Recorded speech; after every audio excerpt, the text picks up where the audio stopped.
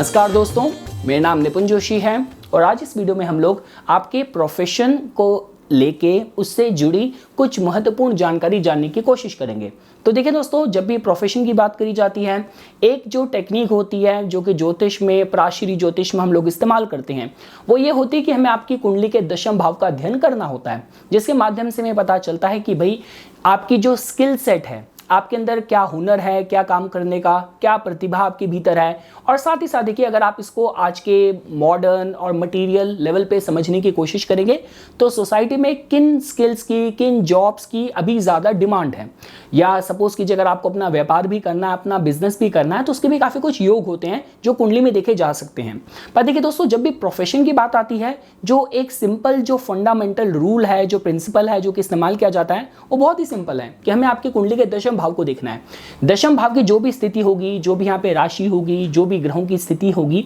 वो हमें बताएगी कि आप क्या कार्य करेंगे,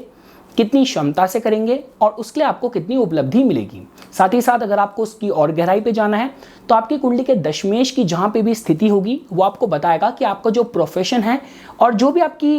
इस जीवन में जो भी आपके कर्म होंगे वो किस दिशा में हो सकते हैं। तो ये तो देखिए दोस्तों, एक बेसिक सी इंफॉर्मेशन है। पर जैसा कि आप लोग जानते हैं कि ज्योतिष एक आध्यात्मिक विज्ञान है, और जब भी हम लोग बात करते हैं उन सारे प्रोफेशनल्स की जिन्होंने अपनी फील्ड में एक मुकाम तक वो लोग पहुंचे हैं, उन्होंने शिखर तक पहुंचे हैं, कुछ बहुत ही अनयूजुअल उन्होंने सफलता प्राप्त करी है। और काफ़ी बार दोस्तों देखिए ऐसा भी होता है कि जिन लोगों ने ये सफलता प्राप्त करी, इनका जो जीवन की शुरुआत हुई थी, ये उस फील्ड में काम ही नहीं कर रहे थे। अगर आप देखेंगे फॉर एग्जांपल, आप महेंद्र सिंह धोनी का केस ले लीजिए, उनके जीवन पे तो एक पिक्चर भी बनी है कि वो तो कहाँ रेलवेज में जॉब कर रहे थे। अगर आप जॉन अब्राहम की बात करते हैं, वो तो मतलब मार्केटिंग, MBA मार्केटिंग करके किसी कॉर्पोरेट में जॉब कर रहे थे। ऐसा आपको बहुत सारे एग्जाम्पल्स मिल जाएंगे। लेकिन उसके बाद भी उनकी एक इनर कॉलिंग थी जो उनके लिए रेलिवेंट फील्ड कुदरत ने चूज कर रखी थी, उस फील्ड तक उनको उनके ग्रहों ने, उनकी किस्मत ने पहुंचाया। तो यही दोस्तों देखिए, जब हम लोग बात करते हैं कि अगर आपको आपका जो जो सेट ऑफ प्रोफेशन अगर आपको जानना है और ज्योतिष के माध्यम से जानना है, तो कहीं ना कहीं हमें इसमें जैमिनी ज्योतिष के जो कारका हैं उनको भी इंक्लूड करना पड़ेगा। क्योंकि देखिए दोस्तों, जो इन जनरल जो टेक्निक्स होती है जो कि यूज़ करी जाती है, जैसे कि मैंने आपको बताया कि आपकी लगन कुंडली में जो दशम भाव है, दशमेश हैं, उनका अध्ययन कर सकते हैं। साथ ही साथ और भी काफ़ी टेक्निक है, जैसे फॉर एग्जाम्पल अगर आपका जो भी चंद्र नक्षत्र है, सपोज कीजिए फॉर एग्जाम्पल आपका चंद्र नक्षत्र सदभिषा है, तो सदभिषा का स्वामित्व जाता है राहु ग्रह के पास। आपको क्या करना है कि आपके जन्म नक्षत्र से जो 10वां नक्षत्र होगा वो आपका कर्म नक्षत्र कहलाएगा। तो अगर किसी का जन्म का चंद्र नक्षत्र सदभिषा है तो उसका कर्म नक्षत्र हुआ अर्द्रा। तो इस जातक के प्रोफेशन को लेके कहीं ना कहीं उसमें अर्द्रा के फ्लेवर्स होंगे। तो ये दोस्तों देखिए काफ़ी कुछ टेक्निक्स हैं। पर आज इस वीडियो में, क्योंकि आपने इस वीडियो का थंबनेल देखा होगा जहाँ पे मैंने ये लिखा है कि आपकी आत्मा किस प्रोफेशन के लिए क्रेव करती है, किसके लिए ललायित है, अगर आपको उसको जानना है तो जो जैमिनी ज्योतिष का एक इंपॉर्टेंट कारका है जिसको हम लोग बोलते हैं अमत्य कारका, वो आपको काफ़ी जानकारी दे सकता है। तो देखिए दोस्तों, इसको कैलकुलेट करने का जो तरीका है वो बहुत ही सिंपल है। आपको क्या करना है कि आपकी कुंडली में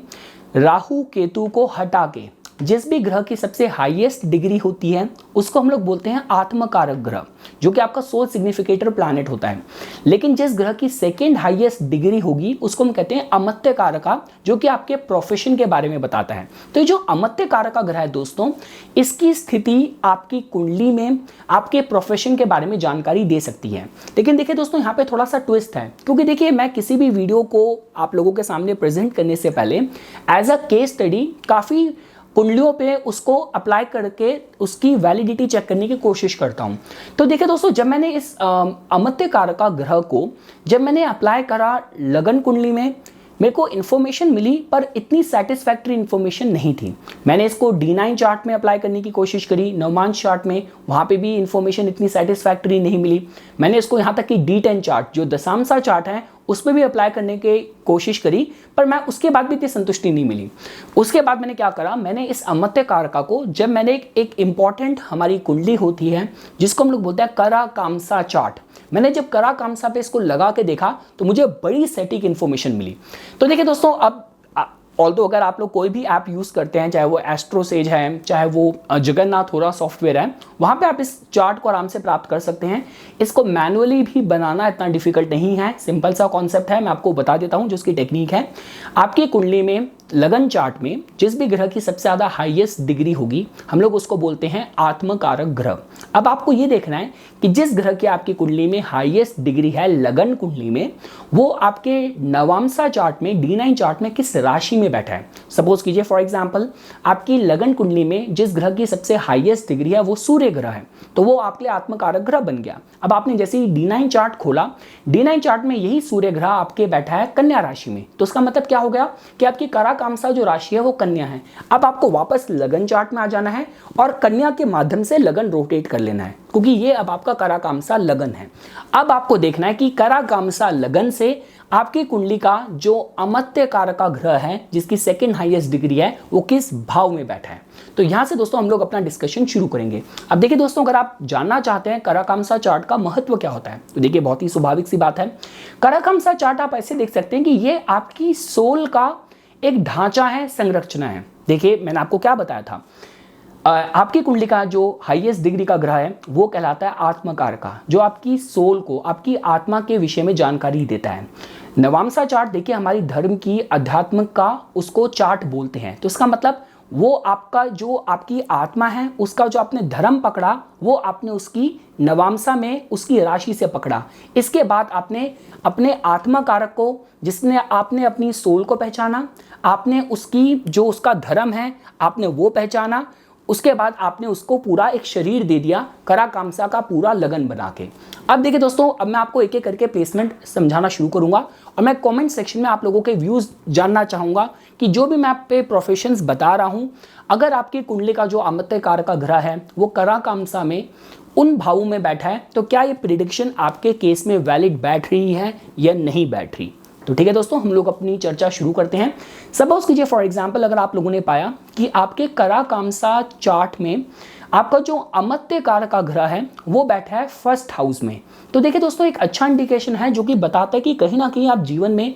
बड़ी उपलब्धि प्राप्त करेंगे, जहाँ पे जो पावर है आप पे काफ़ी ज़्यादा कॉन्सेंट्रेटेड होगी। ये ज़्यादातर तभी होता है कि या तो आप किसी सरकारी अहदे पे हैं, या सपोज कीजिए आपका अपना कुछ बिजनेस है, या आप जिस भी फील्ड में हैं वहाँ पे आपकी एक अपनी अलग पहचान है। और देखिए जब तक आप कुछ अपनी पहचान अलग से नहीं बनाएंगे, अगर आप किसी भीड़ का हिस्सा रहें तब शायद आपको उतनी संतुष्टि जीवन में ना मिले। तो जब तक आप एक अपनी पहचान ना बना लें, एक अच्छे पद तक ना पहुंच जाएं, तब तक कहीं ना कहीं आपको जो आत्म संतुष्टि मिलनी चाहिए वो शायद आपको ना मिल पाए। पर ये पद प्रतिष्ठा के लिए अच्छा कॉम्बिनेशन है। सपोज कीजिए फॉर एग्जांपल अगर आप लोगों ने पाया कि आपकी कुंडली में, काराकामसा कुंडली में अमत्य कारक का ग्रह आपके दूसरे भाव में बैठा है, तो ये बताता है दोस्तों देखिए कहीं ना कहीं जो लोग अपने परिवार के बिजनेस को ही ज्वाइन करते हैं, पारिवारिक बिजनेस को ज्वाइन करते हैं, आप फाइनेंस फील्ड में हो सकते हैं, साथ साथ आपकी फील्ड में जो स्पीकिंग है, जो प्रीचिंग है, एडवाइजरी है, कहीं ना कहीं वो भी एक बहुत महत्वपूर्ण रोल प्ले कर सकती हैं। इसके बाद सपोज कीजिए अगर आपके काराकामसा कुंडली में अगर आपके जो अमत्य कारक ग्रह हैं वो तीसरे भाव में बैठे हैं, तो देखिए दोस्तों आज के ज़माने में जितने भी हम लोग एंटरप्रेन्योर्स देखते हैं, मोटिवेशनल स्पीकर्स देखते हैं, जो लोग मतलब सोशल मीडिया, ऑनलाइन बिजनेसेस से जुड़े हुए हैं, ये उस तरफ भी थोड़ा सा संकेत कर सकता है। अगर आपके काराकामसा कुंडली में अमत्य कारक अगर चतुर्थ भाव में बैठे हैं, तो देखिए दोस्तों एक अच्छा साइन है कि आप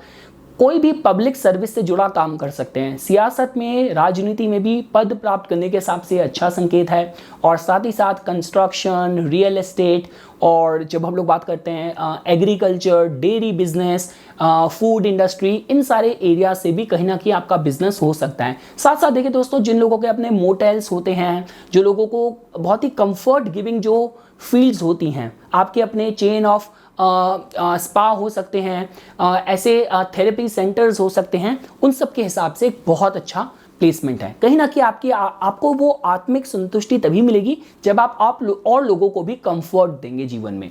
इसके बाद देखिए दोस्तों अगर आप लोगों ने पाया कि आपके काराकामसा कुंडली में जो आपके अमत्य कारक का ग्रह हैं वो पंचम भाव में बैठे हैं, तो देखिए दोस्तों ये एक अच्छा इंडिकेशन होता है कुछ ना कुछ और किसी ना किसी सिरे से कला से आप जुड़े हुए हो सकते हैं। साथ ही साथ एजुकेशन, टीचिंग, ट्रेनिंग या कोई भी ऐसी फील्ड जहां पे आपको बच्चों के साथ भी डील करना है, और किसी भी तरीके की स्टॉक मार्केट, स्पेकुलेशन, वो सारे बिजनेसेस जहां पे बहुत सडन और स्टीप अप्स एंड डाउन्स होते हैं, उन भी फील्ड्स में आप कहीं ना कहीं अपना प्रोफेशन एस्टैब्लिश कर सकते हैं। और कहीं ना कहीं देखिए दोस्तों, सरकार से जुड़ के, सरकार से संबंधित भी कुछ ना कुछ कार्य में आप लिप्त हो सकते हैं। सपोज कीजिए फॉर एग्जांपल, अगर आपका जो अमत्य कारक का ग्रह है वो आपके करा कामसा कुंडली के छठे भाव में बैठा है, तो देखिए दोस्तों, ये तो फील्ड ही है। जो लोग लॉयर बनते हैं, जो लोग और लोगों की प्रॉब्लम सॉल्व करते हैं, हेल्थ इंडस्ट्री हो गया, फिटनेस इंडस्ट्री हो गया, फूड इंडस्ट्री हो गया, ये कहीं ना कहीं इन सारी फील्ड से आप जुड़े हुए हो सकते हैं।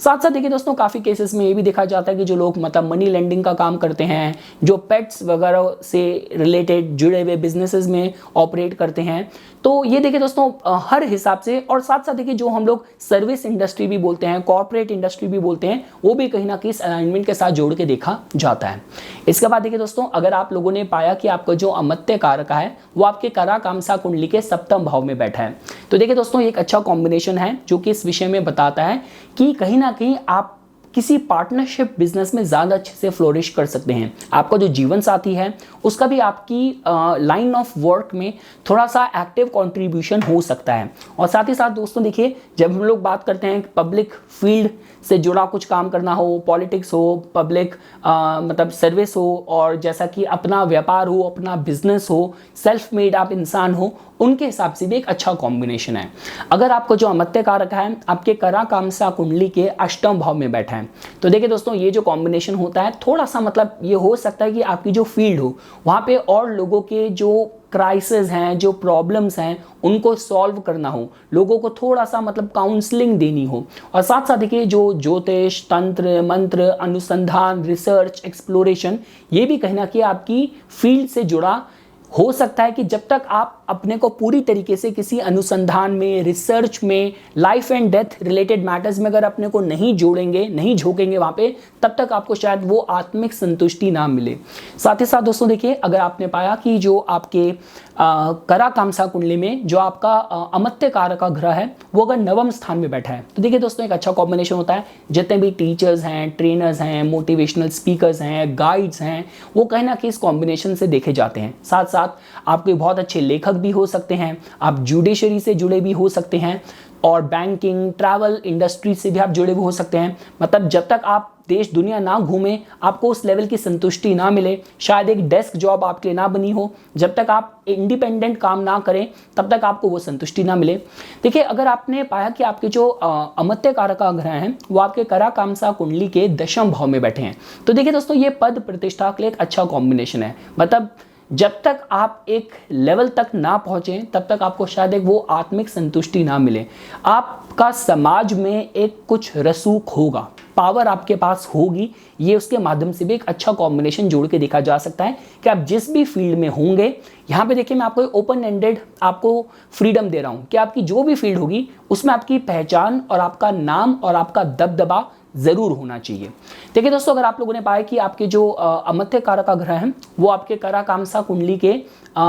एकादश भाव में बैठे हैं, तो देखिए दोस्तों एक अच्छा कॉम्बिनेशन है। किसी भी तरीके से बड़ी बड़ी संस्थाओं से जुड़ के कुछ काम करना हो, वो कोई भी ऐसे प्रोफेशन है जहां पे आपको एक बड़े ग्रुप के साथ डील करना है, बड़े कुछ